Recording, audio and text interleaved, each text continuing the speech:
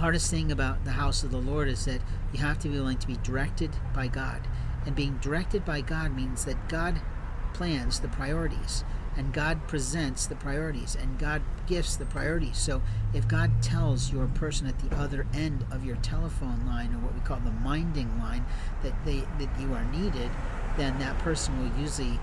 concede and give you the time. If the Lord has something else other for that person to do that's higher than priority than what you're asking for at that moment in time, you have to remember that God knows everyone's timing and what is the best timing that will work for everyone's schedule in a way that it works out really wonderfully. So the hardest part about dealing with this sort of process of communication is the patience that's required, because sometimes I'll sit for hours and hours and hours and hours, and then God will say, okay, for Global Operation Defense, it's time to get up and move.